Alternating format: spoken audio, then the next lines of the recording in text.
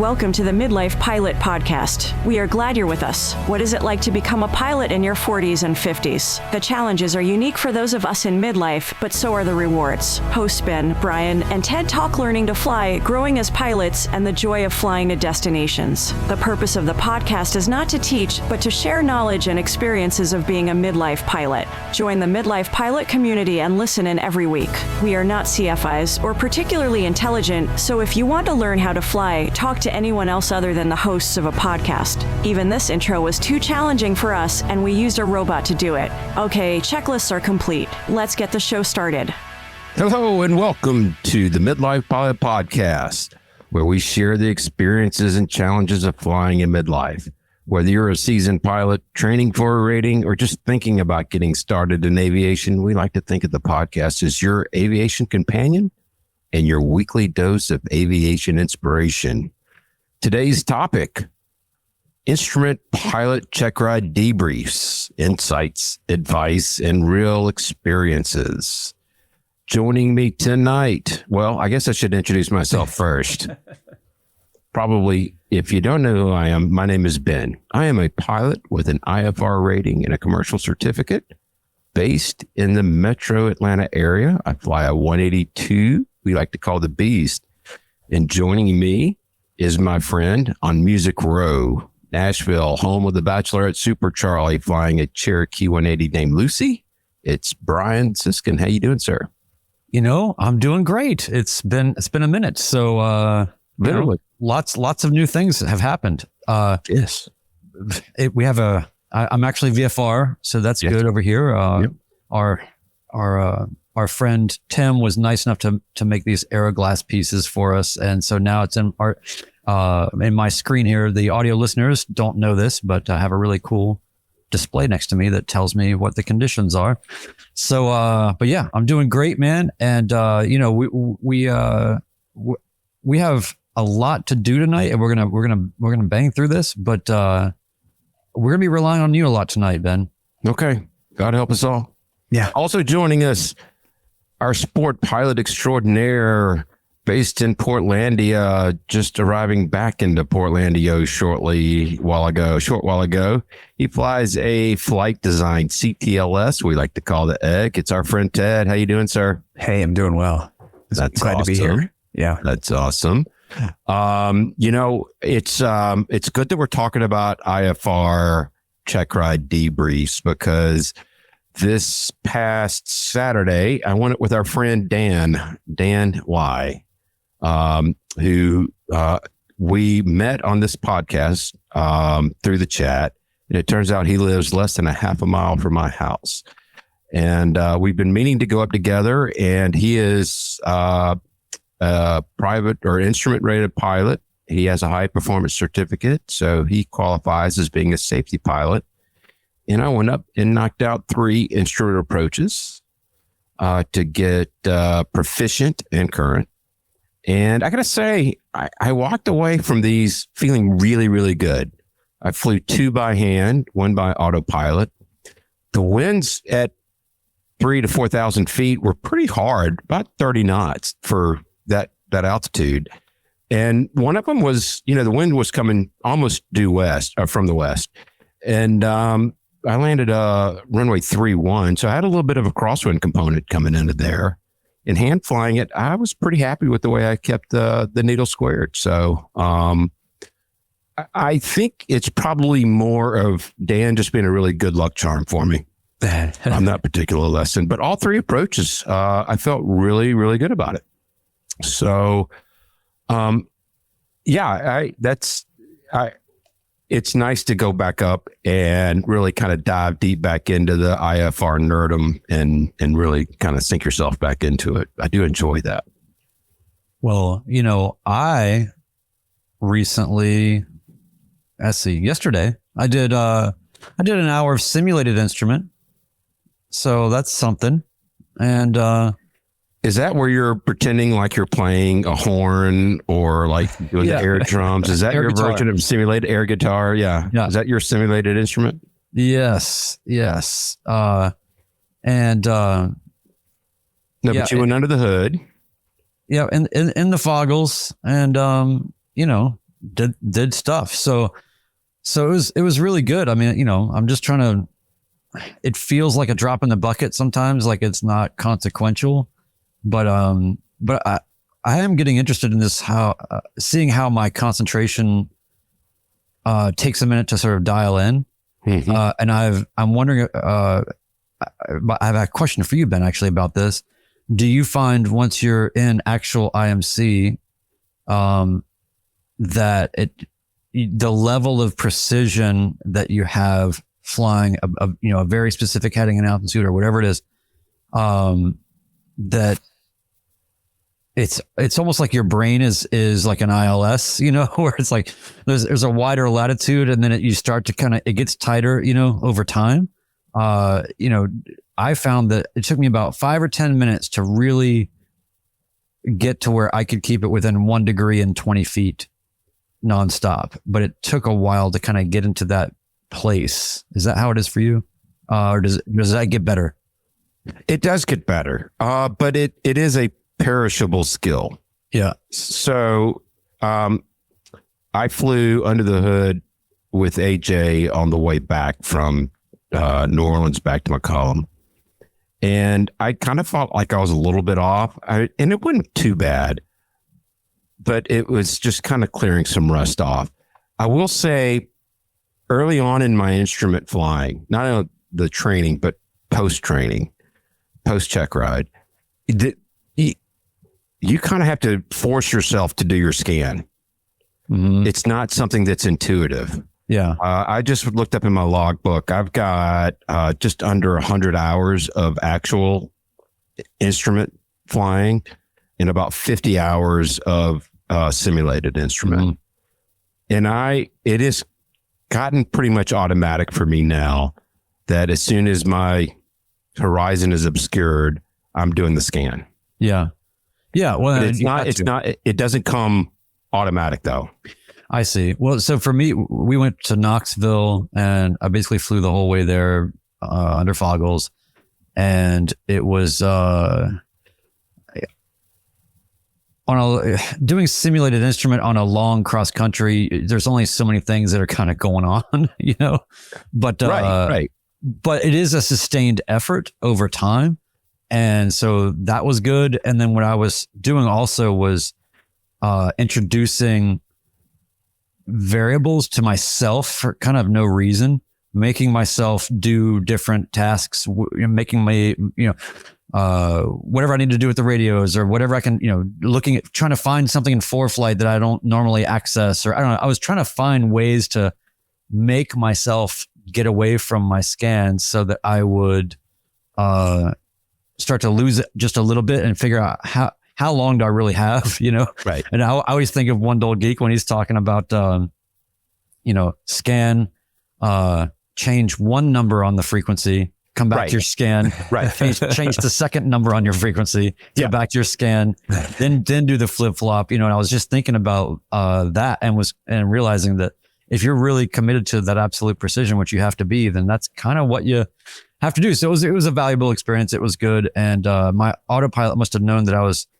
getting upset with it enough to start calling the vendor because it was flawless when we were on the way back and my plane partner was flying. Then I was safety pilot. He was flying, but I wanted to test it to see if it would do a coupled approach and just do the RNAV into Bowling Green. And man, it just nailed it. So it's acting better. So that was good. But anyway, yeah, some good flying. Real quick, one thing that I did was shout out to everyone in the Kentucky area that was struck by these tornadoes, and the London, Kentucky airport is absolutely demolished. We did fly by that, and I got some points of view on that I can't even express how surreal it was to see. It was to see from the air how the trees just got laid down in a sort of a vortex, and something so violent making something that's kind of, I don't want to say beautiful, but it was just such an interesting geometry to see from the sky. But you could see, you could see the path of the tornado and how it danced through all of the hillsides and the country and everything. But man, it just looked like it was ill will for the London airport because you can see from the air it's like it beeline straight for the hangars and the FBO, and is awful. It's just absolutely awful. So those pictures were amazing, where you could see 20 miles out of, or probably further, of this path that this tornado took. Yeah. It really is like a scar on the earth, is really what it looked like to me. Like somebody just drew a line and just ripped everything out. Well, it reminded me of crop circles, just kind of that idea of like being pushed over. Like, once you realize those are trees you're looking at. Yeah. Right. Well, what it looked like to me was, it looked like that because of the distance, you couldn't see the detail enough to understand the sheer brutality of the energy that it was required to just completely lay down these massive forests. It looked like they'd all been kind of gently laid to sleep along each other or something. It was just sort of this interest. I was very conflicted about just how kind of beautiful and strange it was, but how just tragic it is, because people lost lives, people lost all his houses, and and also just to see the luck of the draw. When you're in the air and you're looking at that, and you can see absolute devastation.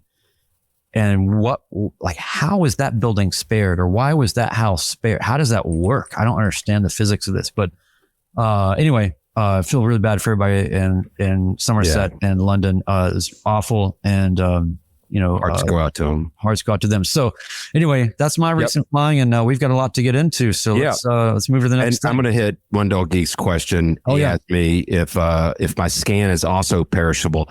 And again, that's just one of those things. To answer your question, yes. But again, doing it more and more, the more you beat it into your brain, over time, it will become more repeatable, and you can go longer gaps without it suffering so much. So I mean, that's just for me personally. That's how it's gone. So, So as we mentioned tonight, we're going to be talking about our IFR Checkride debriefs. And again, a lot of this is coming from our listeners. Again, I pick up stuff that other people learn from. And, what we hope that you get out of this, dear listener, is that as you're progressing through your aviation journey, maybe you could stop in and look at our Patreon account and find a Checkride debrief IFR and learn something from it. Or maybe you learn something from this podcast. Again, we're not here to teach. We're just here sharing our experiences and what we've gone through. Yeah, I'd say the odds that somebody learns from this podcast is pretty low. Yeah. But there are experiences people can learn from. It's like we're the equivalent. Our podcast is the equivalent of like, no, but I got a guy. Yes. I know somebody. Yeah. Or the car commercials, performed on a closed track. It's like, this has nothing to do with the reality. That's right. Yeah. Do we want to do the housekeeping and just knock it out real quick? I can just do that. Is that cool? Yeah. We'd love it. Right. All right. We'll just bang through this real quick. We are grateful for you all making this the best pilot community that we know of, a positive space where we share everything from training experiences, share personal minimums, tackle ownership challenges, review flight plans, and best of all, make new aviation friends. Connect with us. Join our Patreon community from $1 a month or do a one-time annual Patreon. It's 25 cents per episode. You can also do a PayPal drop via midlifepilotpodcast.com. Access the exclusive content that we're talking about even tonight, including the Checkride debriefs, Killing Zone conversations, and more. And of course, our wonderful Discord community, the best community on the internet. 10% supports Freedom Aviation Network's anti-human trafficking efforts. Watch us live on YouTube, Mondays, 8 p.m. Eastern. Share your stories, Midlife Pilot Podcast at gmail.com. And for everything Midlife Pilot Podcast, community feedback, merch, and more, visit midlifepilotpodcast.com. Boom. Awesome. Done. Very cool. So again, we're going to follow the same format that we did last time. We'll start and maybe move along a little quicker. When you start your training, how you decide to get to that point, safety, utility of IFR, when's the time to pursue it, the actual training experience, Checkrides, all of it. We'll hit into it. And we'll start off with the question, why get an instrument rating? And quite frankly, I think maybe of all of us that are more apt to answer this question, Brian, it would be you. Why should we get a instrument rating? Because it makes you better than other people. Even a lot of other pilots, which are already better than a lot of other people. So it's a way to sort of make yourself elite. And then more honestly, I guess I can say, maybe it makes you a safer pilot, and you get some possibilities opened up to you that you would not have before. And it introduces a level of precision and knowledge that you're not going to get any other way. I'd agree with that. When you're carrying loved ones on board and, you don't want to listen to screaming kids, which, I've had to do that. Staying in a spot when I was at a VFR only pilot and could not get to where I needed to go. I've never thought about that. That's like, it's like, don't you love flying with your family? Well, yeah. Unless you get stuck. It's better than being stuck with them. Yeah. That's the ultimate external pressure. Yeah. That's right. One of our listeners commented during his instrument check ride debrief. He goes, the first time I got stuck VFR somewhere, it was basically socked in with weather. And he was like, okay, this is no fun when you see all of these people launching out of there to get on top of the cloud layer. I mean, there is some of that. FOMO. I think that the more you fly, the more you realize like, oh, this isn't for battling through insane weather. It's for, there's just a tiny layer. And I'm just sitting on the ground for 4 hours waiting for that weather to improve. Yeah. Yeah, I mean, that's just it. Don't get me wrong. You can have your instrument ticket and still be grounded due to weather. There's storms and stuff that you're not going to fly through or icing conditions. So, well, and on the why get an instrument rating, the other part of it is the flip side of that. You file all the time in VFR weather, right? Yeah. Because you would prefer to have that kind of oversight and planning and route preference and all of the things that go along with what it is to file. Yeah. With flight following these days, in most places, it's kind of 6 1 half dozen the other. In Atlanta, if you're flying into Atlanta, any of the airports, you're going to get put on an arrival about 99% of the time. I've developed to the point where when I'm in South Georgia and I'm coming in, I'll file VFR, but I'll cancel before I get to the Bravo because then I can go over the top of Hartsfield and get to my destination a lot quicker. You mean you'll file IFR and cancel? That's right. I'll cancel before I get to the south side of the Bravo. If I'm coming from the southwest part of the state, it's really not hurting me. Or if I'm coming from Savannah, going around, it's not that big of a deal. But if I'm in Albany, it's you're going a long way around. So, but yeah, there's more to it than just flying your instruments. Mm-hmm. Well, and Juliet Victor here is talking about just a lot of the reason, and there's a lot of pilots that are like this, that you have kind of a routine route that you want to do a lot. That is to go to your vacation home or to go to extended families, locations. And so you're just going to be, the whole point is to fly places. And so you're going to be able to fly distances, but you can actually have at least one, better chance of fulfilling plans as they were designed to be. That's a great point. And cause with me and VFR, it's like, so I have the best intentions to get somewhere, but I make no plans. I've gone from like making some plans to making virtually no plans. Well, and there's two other points that were just made. Our friend Adam in the chat said, flight following is great if you can get it. And especially in busy Charlie Bravo shells, it can be a challenge to get flight following. Yeah. The second thing that I want to mention is when you're on an IFR flight plan, you do not have to worry about airspace violations. You don't have to worry about it because they're going to, if there's an MOA and it's hot, they're going to route you around it. Yeah. If it's cold, you don't even have to ask. If there's a restricted area that's cold, you just don't have to worry about any of it. It's the backstage pass of aviation. I think there might not be a better way to describe it than that. I think that's an excellent way to. Everybody can hear the show, but who's having free snacks? That's right. While enjoying the show. There are downsides to that, right?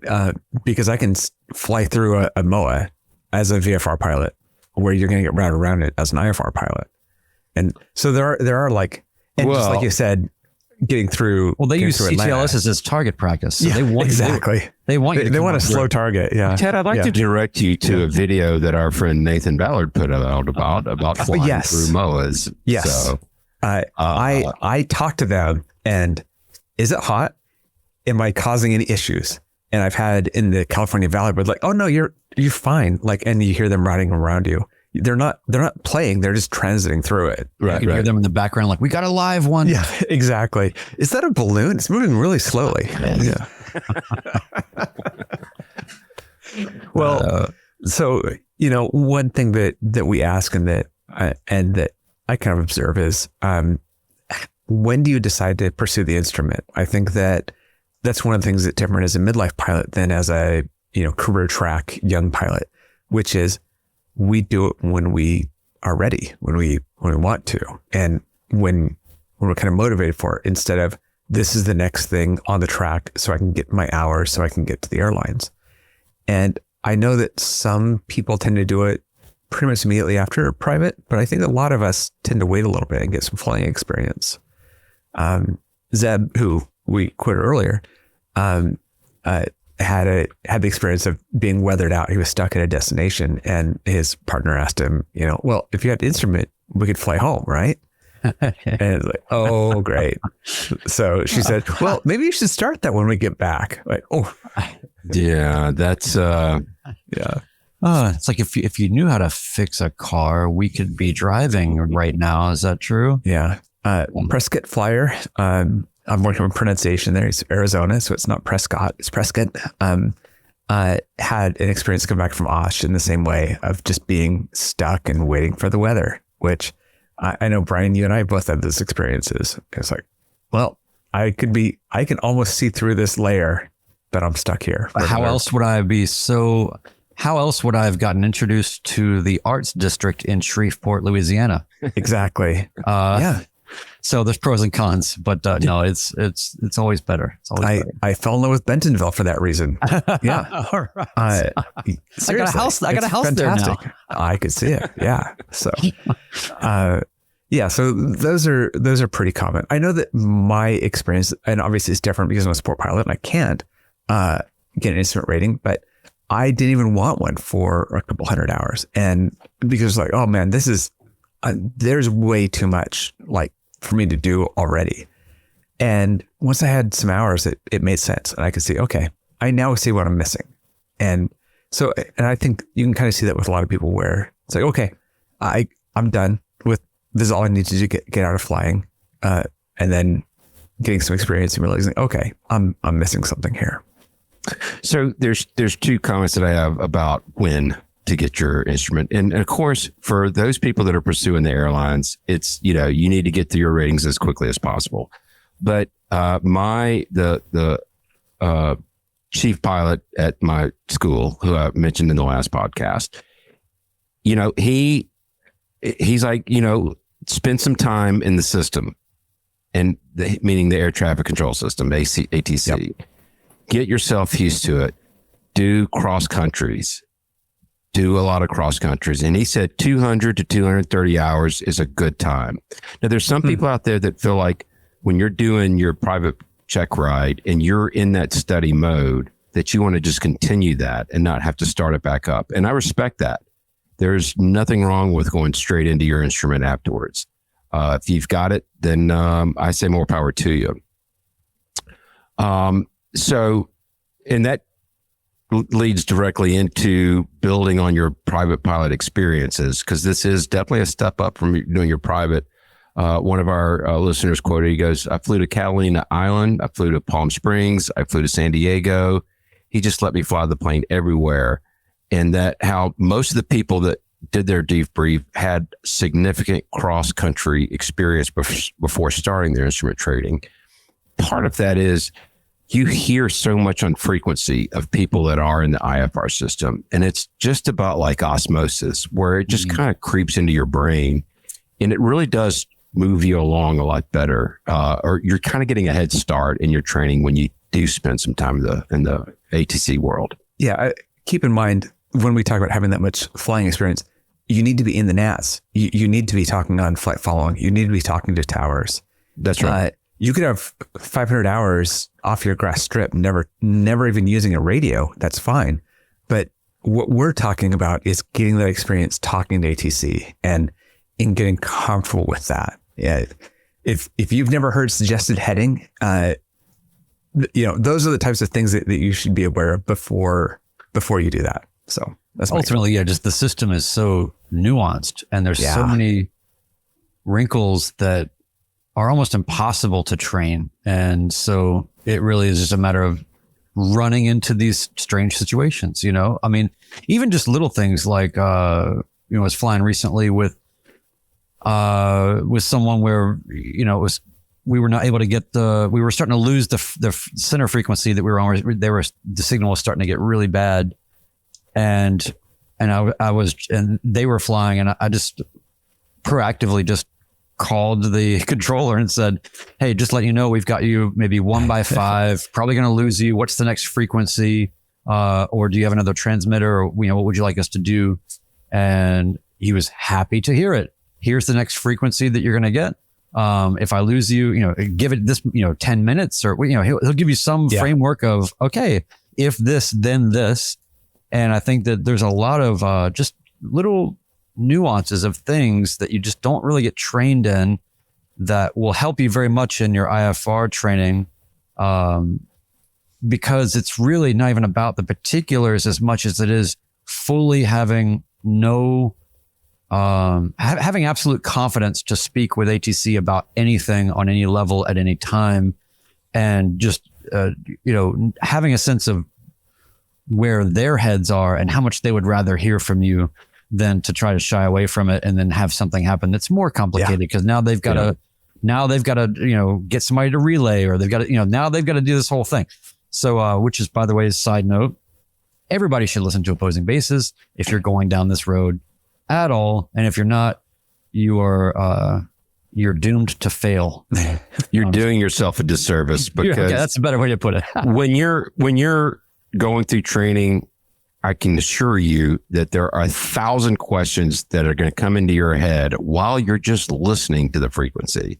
Yeah. And if you spend any time listening to that podcast, a lot of those questions and it really does help in understanding the bigger picture of what's going on in the system. So yeah, my radio work has gotten a lot better just from listening to OB and having that much experience. When I went to Texas and back, I had to ask a couple of airliners to relay for me. And I was like, oh, I'm comfortable doing this. I know I've never had to do it before, but I know what to say and how to ask it. And it's great. So having those kind of advanced experiences are kind of interesting. Definitely. Just having enough empathy to know that there's another side of the table there that wants to have a conversation with you. So yeah. So now we'll get into sort of the training experience aspect of this. We talked about this on the VFR or private pilot side in the last episode. Same thing here. The importance of finding the right instructor and what are the qualifications for that, and what are you looking for, and why should you look for that. And Juliet Victor had a great point here in his instrument check ride debrief that he did with us. A lot of these guys that are out here teaching, they don't have much actual instrument IMC condition experience. So I really wanted a real world pilot to teach me. I think that's massive. I being a latent to instrument training VFR pilot that has almost 700 hours, it's going to be pretty hard for me to look at somebody that's only trained, never traveled, never been anywhere, and they've got 225 hours I can't. I don't know. Like that would be a super weird dynamic for me. I definitely have only entertained and worked with any instructors that have more experience and are not just on that track. And that just for me, that doesn't mean it doesn't work for other people, but I don't want to be a part of a factory. So there's that. And then also Prescott Flyer, the person that taught me my transition training for aircraft, my RV9A, is also a CFII. He also happens to fit in the airplane, just barely. So you might even have some things like that where it's all really about the plane and the not just the teacher fit, but the physical fit and all of that. So yeah. And then I'm just going to go ahead and move right into, training aircraft and equipment because, Juliet Victor has this amazing Comanche, which I've had the pleasure of taking a ride in.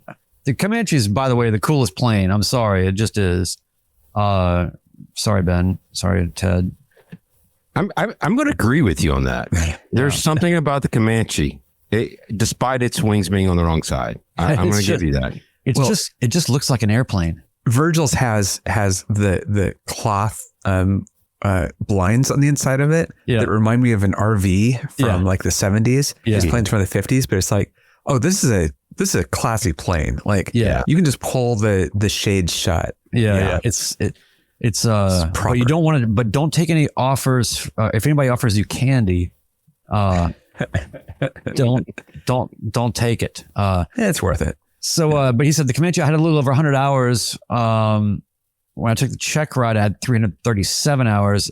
He spent some time in the plane, and really that's a key thing. And that's part of what delayed me a lot to even start my instrument path, is because I just didn't have, I did not want to be flying this or that airplane to do it. I wanted to be an airplane that I knew I could fly consistently, and buttonology, I am learning painfully, woefully, and all of that, and your settings and just your feel for the plane, all that stuff matters so much. And I think he's saying we got a Garmin 430 VFO, the autopilot. What is he? Okay, Prescott Flyer. Yeah, the first generation G3X, the non-touch. We got 2 primary displays, Garmin 430. Both of those have VFR capabilities, autopilot, 8 ASBN. Your equipment, what you have, and you can get trained on those things specifically. Ben, you've been flying the same plane. Did you ever do any instrument flying in not your plane? I did. We played around a little bit in the 172, the TA plane that I trained in. When you're doing a commercial, right? When I was doing my commercial. Yeah. But I was playing on instruments. I was under the hood. I was actually flying. Okay. How'd that go? Very hard. Now he had 2 G5s in there. And when you're transitioning from a magenta needle to a green needle, can be a little cumbersome. So we stuck with RNAV approaches as much as possible. Stayed away from the ILSs, but no, it's just something new and different. I think some technology would be easier to adapt to, but so, but yeah, if you have the opportunity, try to train in the same plane, just to wrap that up. But the other aspect of it that they were talking about is balancing life and training and scheduling challenges. We've said this on the podcast before, to any person, whether it's your private or your instrument, the more training you can do in a week, the better, the cheaper it's actually going to cost you, because you're not going back and relearning things. From our friend Zeb, he said, I went from twice a week to once a week to kind of putting the fine tuning on, and my flying turned into a dumpster fire. Juliet Victor says, trying to juggle a family and a business, and doing this is more or less a hobby. Some things just get in the way. Yeah. We're midlifers. That's what we're all about. And then one last one from Prescott Flyer is about training cadence. He says, we were initially doing Saturdays and Sundays, but we decided to space it out and try like a Saturday and a Wednesday just for space repetition and kind of let things sink in. Mm-hmm. So, and a couple other things really to talk about that. When you're doing your instrument training, you're allowed to fly your own airplane. you can have a friend that has the same type rating of that or is qualified to fly that airplane. You can have them sit in the right seat and be a safety pilot and at least build some instrument time, work on your scan. There's some things that you can do without your instructor to help at least keep you fresh, if not, take any step backwards. Yeah. But to be clear, not an IMC. Not in IMC. You have to be in PFR conditions. Again, we are not CFIs. We are not DPEs. So please consult your CFI. So, we, in the debrief, we ask about how people handle ground school and instrument, or so where it becomes a little bit different than private, because at the instrument level, you can argue about why this is, but Shepherd Air becomes an option, which is really good at really dialing in the information you need to know for the written, not to be confused with the information you need to know to fly instrument, but to pass the instrument written test. And it's very effective. Everybody loves it, I think. Prescott Flyer got a perfect score coming off of his. But as far as gaining the knowledge to fly instrument, people are all over the place besides that. Julie Victor used Sporties, Rob Machado, Zeb used Flight Insight. There's a lot of choices to make there. And I think people have the same question about doing the private. It's like, use whatever you like, use whatever works. But it becomes a little bit different at the instrument level where you can use Shepherd Air to pass the written test. Well, you kind of have to think of it like the SAT. There's specific prep for a specific methodology, and you have to divorce your brain from thinking that the test matters. It matters, but it's not. It's a sidecar to the whole thing, and so you have to really understand that. I'm in the middle of. I've been in and out of studying phases, for quite a while. I'm a terrible test taker, and I will say that the way that the FAA sets up their test and their testing, and the way that the tests are so divorced from actual benefit, is so painful for me, because when I know that, and I'm still having to spend all of this time, and synapses that are barely firing to be able to try to do this particular thing. And it's really, let's just be honest, it's more of just a hurdle than a practical benefit. That's probably one of the things that's the hardest for me right now. But I think about it, I'll get dark on you guys for a minute here. I remember when I was a kid and I realized that I was not afraid of death anymore. And the reason I figured out I was not afraid of death is because I realized it's kind of like going to the dentist. I just thought, I hate going to the dentist so much. But you know what? Every other kid in this class has to go to the dentist. Everybody has to go to the dentist. And so if everybody's going to die, so if the death rate becomes like a 50% thing, then I'm going to be really freaked out about death. But as long as it remains 100% for all life and all living things, then I can reconcile with it. And that's how I feel about the instrument written test. It's 100% fatality rate taking the test. Like everybody, is what you said. It's ridiculous and seems, but everybody's stared at those VOR images. Everybody's gone through the same gauntlet, and everybody's okay, I think. And be okay with learning something for the test. Right. As much as everybody's like, oh, don't train for the test. Like, yeah, just do it with this. Yeah. There's a good chat going on of a lot of people loving Flight Insight for learning instrument, not just for the test. And Ben, you used Flight Insight for a commercial, right? I did. Just has a really great way of explaining things. Again, this is Shepherd Air is to me the best for the test prep training. Yep. But when you actually want to learn something and understand why things are the way they are, there's a lot of great online ground schools. Yeah. So, but it was a very reasonably priced. He's got great courses, he's got great visuals. So, it's choose your choose your whatever suits you best. But pick your vegetables. Pick your vegetables how you want. The next thing we wanted to cover are training challenges, getting actual IMC or using autopilot or making training more realistic. But, I think I had about 3 hours of actual IMC during my training. And I wanted that. The foggles are great. They get the job done, but it's not the same because inevitably when you're wearing the foggles, you're going to tilt your head down and look over my glasses like I'm doing right now. You can't avoid it. It's just going to happen. But that first time when you're by yourself and you pop into a cloud, if I hadn't had a little bit of time in there, I'm sure spatial disorientation would have been a thing. I think I would have gotten, the first time I did it with my instructor, I felt it. But first thing he said was, trust your instruments. Look at your instruments. Are your wings level? Yes. Okay. Then we're fine. Prescott Flower said, so we kind of have a saying here. There's either lightning in the clouds or there's rock in the clouds. So where he is, getting actual IMC wasn't really an option. And results will vary. I know I've seen Aero Grizzly in the chat talk about wanting to get his instrument.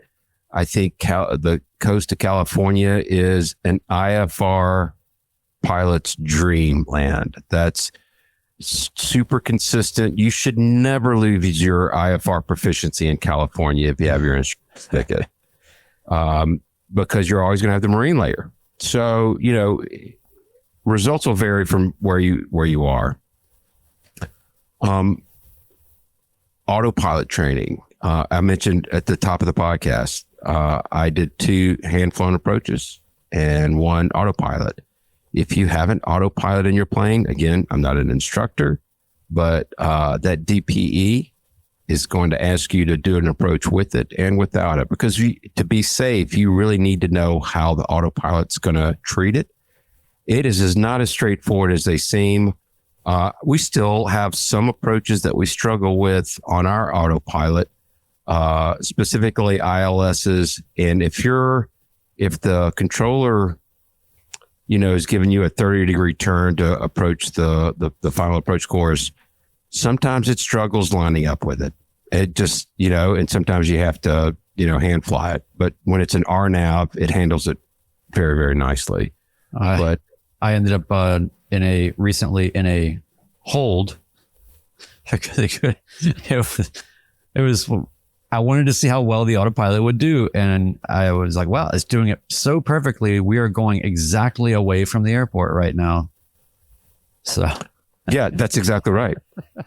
I like, in the chat, John C says, I did my instrument cross country in actual IMC. I was really surprised at how much updrafts and downdrafts affect the tiny planes we fly. Mm. That's another aspect of it too. When you're on an instrument approach and, you're in IMC and you've got a crosswind, that is probably the hardest thing you'll do in instrument training, in my opinion, is keeping that or finding that attitude of the airplane, where to point the nose to hold your course.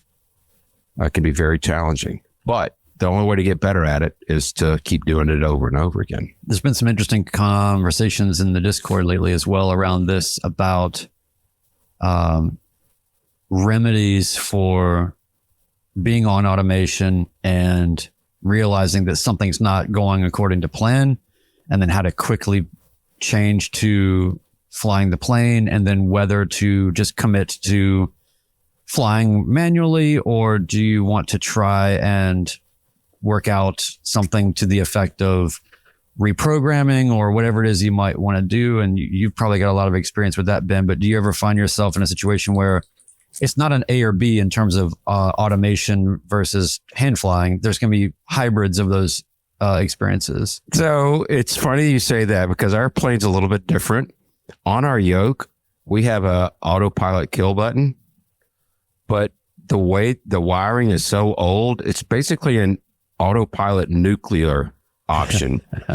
Is this once like you your hit that avionics button, it's not coming back on. So you're hand flying it from that point on. So maybe that's a blessing, right? I think it is. Yeah. Usually when I get to that point, if it's not doing what I want, I don't.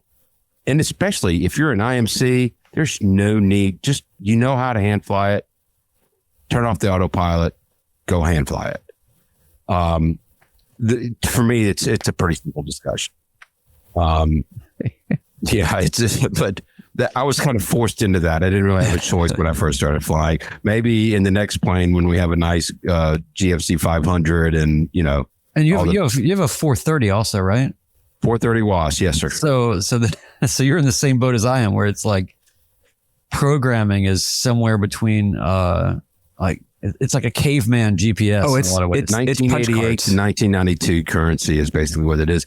It can get confusing. We actually had a discussion, Stuart and I did, where he was on an instrument approach, and he had programmed. They told him to expect this fix on the approach, and then he got handed off to a different controller, and then they told him to go direct to the next fix, which is and that sequence messed him up. The 430 did not like it trying to go direct to the intermediate fix. Did not like it. And he ended up having to hand fly it because and there is a method to do that exactly. And we talked about it afterwards. He went to a 430 simulator and walked through the steps. And to Wendell Geek's point, 430 pilots, Garmin 430 pilots, please don't give me a Victor Airway. He's right. There's no Victor Airways in there, but all you need to know is the start point and the end point. And then during your course, you can add the intermediate fixes, but it's a pain in the butt. I can just see you getting a direct to and from them, and you're like, no, actually, I'd rather fly the whole thing. That's exactly right. No, we're good where we are. It happened on the way to Tango 82. We got a Victor Airway around it, and I pulled it up on my iPad, and I put the first one till you had to make a turn, and then you put the intermediates in there, and then so it's a little bit of work, but we had a headwind and I had a lot of time on my hands, so it really gave me something to do.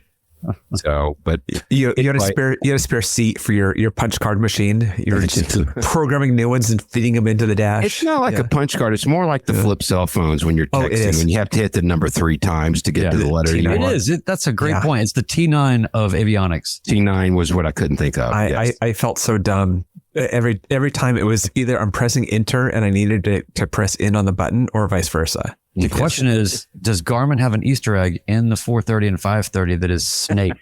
Yeah. Or Konami code. Yeah. Yeah. All right. So Ben, talk us through getting Checkride ready.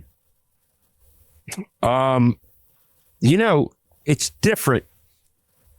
With the private, we never know, we always have that feeling, am I ready? Am I ready? With instrument, you really kind of know. You do enough approaches, you do enough instrument flying, you do enough of the stuff in between where you can get pretty comfortable pretty quickly. There's a couple of approaches that you may be asked to do, like DME arc. That takes some practice. It takes some mental gymnastics. And if you're going to a check ride at a location where there are no DME arcs anywhere close by you, then you're all the better for it. But flying ILSs and RNAVs and even VORs, you do it enough through training where it's pretty easy to feel confident about your check ride. That's the flying aspect of it. The written and the oral part, that's a different story because there's a lot of regs in there that you really kind of need to know. And while you can look the information up, it's not a good look to have to do that. What are your minimums, or what do you have to choose an alternate, and what are the alternate requirements, and what are the non-standard notes, and all the stuff that goes with that. Well, the also you've already had an experience with a check ride. I have. And so there's a lot of demystification there because when you're doing your private, it's like, It's like you're going to be led into the back room of some dark castle and then beat with sticks or something. Like you don't know what you hear about it, but like what is it really? And Zero experience.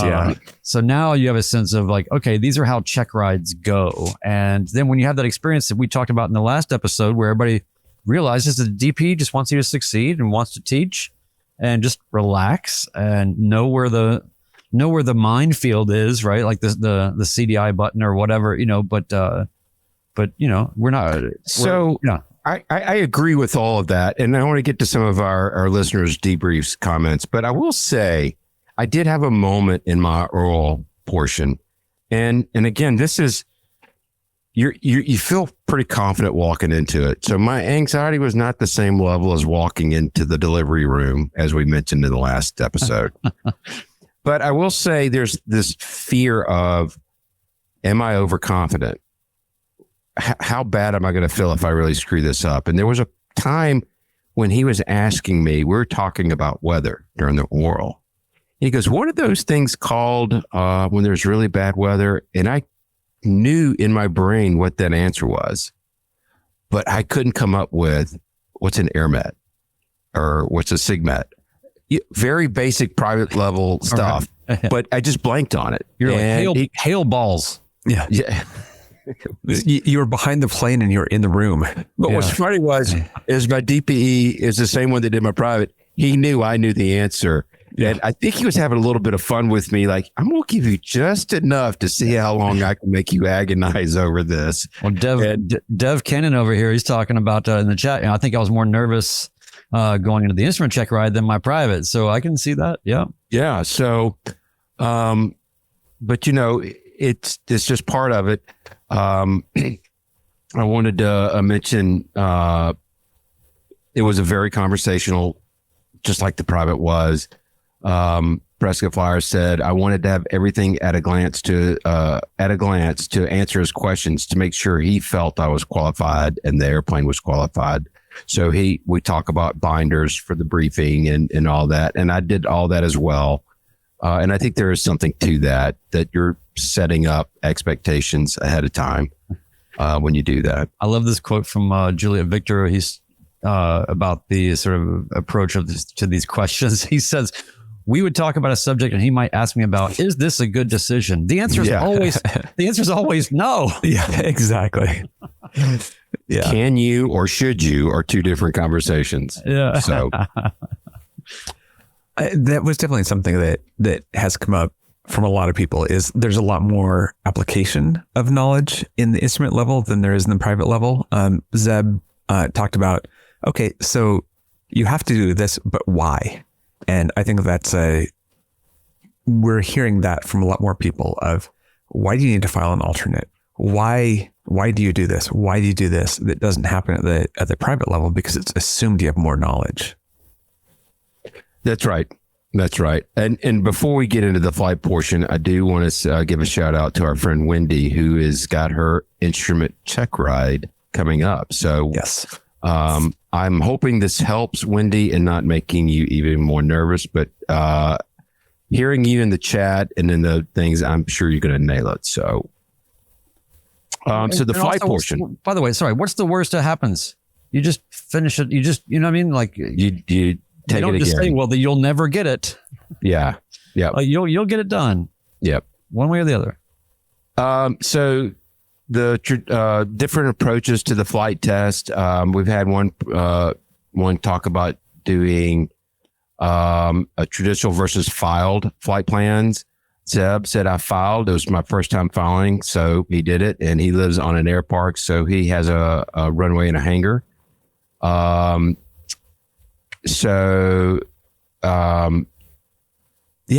people, the DPE, just like the CFIs simulate the ATC stuff.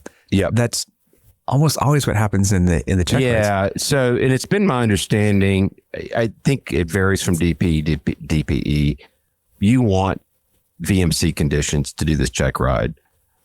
We've heard of one that wasn't, but it's very rare. It's more usually, and usually ATC does, or usually the DPE does the ATC side of the radios, but we've had those we've had a few that are different, which is always interesting. Right. But some of the common maneuvers, I'll tell you from my personal one, and I was most nervous about shooting approaches wasn't a problem. Shooting approaches with a partial panel got my heart rate up a little bit. You didn't know what instruments he was going to fail. You had a pretty good idea, but flying an instrument approach using your whiskey compass, not very easy. Oh, not very easy at all. We talk about the errors of the compass. You'll get to know those very, very well because you will, when you're going through training, that's just one of the things you have to get used to. From our listeners, Juliet Victor said about his sequence. He said, I did the flight portion straight after that. And then the pre-flight, he said his DME arc was perfect. And then he did a circle to land on the first one and then went back and did a published mist after the circle to land. Prescott Flower said he did, we felt like we were getting ready by June and found out it was a 4-month wait to get the examiner. I'm sorry, that doesn't fit there, but the partial panel is what I was looking for. He says, I don't think everybody does all of the approaches there like we did. It is something, it's something you need to practice. It's not something that it's just one of these maneuvers that doesn't seem like it makes a lot of sense. There is a very good reason to be practicing these. So, Ben, when you had your instrument check ride back in the 70s and early 70s, so, Black Sabbath is in their heyday. A lot of cool things going on. The clothes, pretty cool. Yeah. You somehow had a Garmin 430, which is sweet. Cutting edge. Yeah. It was brand new. Buy this now. GPS is going to exist in 15 years and it'll make sense, but just buy it now. Yeah. What did you, what are some of the DPE delivered nuggets of wisdom or learning moments that you had, if you recall anything from your instrument check ride? I'll say we did unusual attitudes. And what I felt was unusual in a learning moment is he did not take control of the airplane doing these attitudes.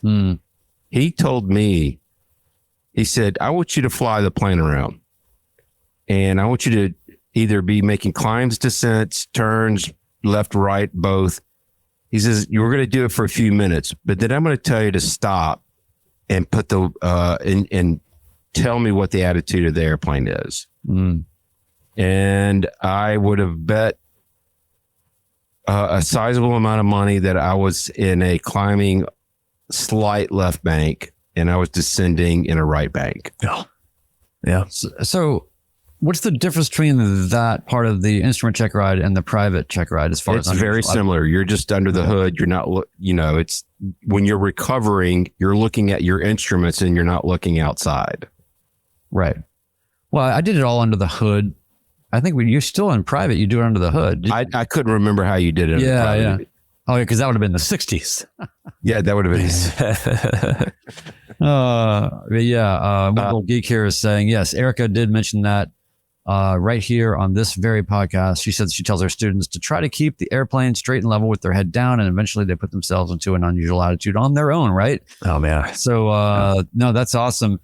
Zeb had said in his instrument check ride debrief, that one of the neat things about this guy is I know they're not supposed to teach you stuff, but I learned a lot with the private and I learned a lot in this one. I don't think I flew a single approach the way I was taught. He was saying, I want to see it this way. So, I guess that would be either really comforting or highly unnerving. I'm not really sure which, but I'm glad that it worked out in his favor. Yeah. And Juliet Victor said, what is it? We finish that approach, and as I'm climbing out, DP looks over me and goes, I really didn't mean that, and kind of chuckled.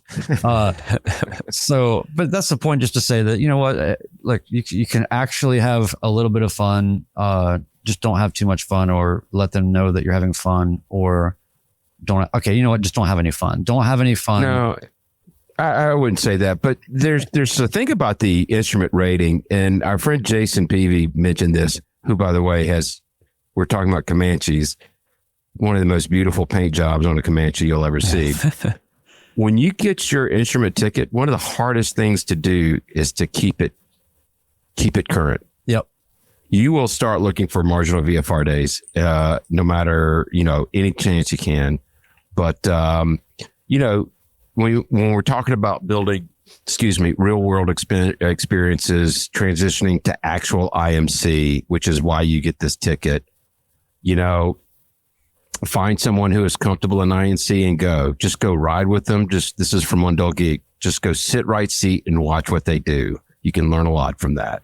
So, Mr. One Dull Geek really had some imposter syndrome with his instrument check ride because he did a real intense program and he got out of it and was like, okay, I passed, but I don't know that I actually know what I'm doing in this. And, I've kind of been hanging around him long enough to see him go through that experience. And so I think that's part of what he means by that is it's like, okay, well, you learned the only person you've been with is your CFI sitting next to you. What do actual pilots do during their instrument flying? So right. It's, I think it's fair, but we also do that, this is mentorship, right? We do this at the private level as well. Yeah. Again, you're going to have a whole new set of minimums. And when you're starting out, you're going to have, 700 feet above published minimums or 500 feet above published minimums, whatever they be. And as you build up your experience, you're going to find yourself shooting an approach at minimums. And it's no different than your VFR. You learn how to expand your minimums. Do you have minimums for how thick of a layer you'll go through? No. If it's solid from 7,000 to... That's a great question. Starting out, I absolutely did. It wasn't how thick the layer was. It was, I'm not going to spend more than half the flight in IMC. Okay, right. Because, there was a trip to Savannah that I decided not to take, and it would have been IMC almost the entire way, and I was new to it, and I didn't want to go through that. I just didn't feel comfortable. Now, I could do it. I'd be perfectly fine with it. So, common themes across all of these. Brian, I love this note you just sent to me. It's like I have to scroll for 20 minutes to read all this internal note. There's no way I'm going to be able to read that. I don't know if that was intentional, but we need to come up with a name for this for our private chat because it is kind of like I don't know. It's like the third eye or something. It's like we have our little internal chat, and this one is literally like 12 hours long. I was trying to paste just look that in there. Yeah, I got it. And but I accidentally had selected a lot more, and then I realized, well, I mean, it's still valid. It's just going to three chapters from War and Peace. We did. Yeah. That's what it was. So no, in all seriousness, there are a lot of common things. Finding the right instructor is very important. Understand why you're getting this, and understand that we all hear it makes you a better pilot. What it does is it helps you understand your airplane a lot better. Maybe not as well as a tailwheel endorsement will be, but it's nice to know that if I've got 10 degrees of flaps, 2,500 on the RPM, and 17 inches of manifold pressure, I'm going to be at 90 knots. Yep. Period. End of story. Yeah. There's those knowing your numbers. You're going to get to know them when you're doing your instrument rating. Zeb said, I think every private pilot should get their instrument rating. I think I'm much better pilot than I was before. I'm much more precise. That's a recurring theme, the precision that comes with it. From Prescott Flyer, he said, first and foremost, I wanted to just become the most knowledgeable, capable, safe pilot that I could. Yep. And then again, it opens up the door. You now have days you can fly where you previously couldn't. And, you made the comment from our previous fly into St. Simon's when I was bringing you and your lovely bride back to Nashville. Do you remember breaking through that layer? Yeah. Oh, yeah. There are views that you get in instrument flying that are like nothing else in this world. Especially if you do an early morning departure with the sun rising above a cloud layer, it's pretty magical. It never gets old. I can promise you that. And also the gratification that you get when you're popping out of a base layer and you're perfectly in line with the runway, there's a lot of satisfaction that comes with that. Yeah. Well, we would love to hear all of everyone's Checkride experiences, private and instrument. Please email any thoughts, feelings, missives, manifestos, diatribes, or anything else to midlifepilotpodcast@gmail.com. And we will attempt to read them with the best of our cognitive and linguistic abilities. I appreciate, Ben, there's that sort of bit of inspiration there at the end, right? Like there's still something, as much as it's technical and as much as it is precision, there's also a whole new sort of romance that is available to have with flying in instrument conditions that you cannot get any other way.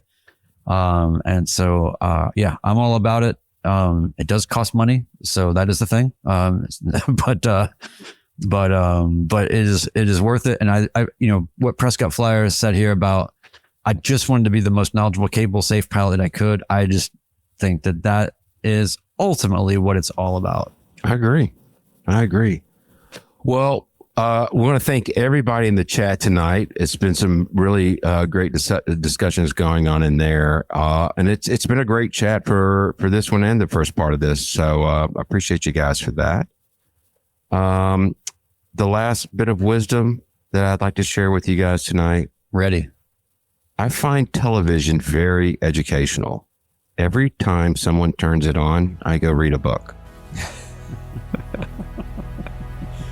All right. Signing off, episode 130 of the Midlife Pilot Podcast. Goodbye, everybody. See you.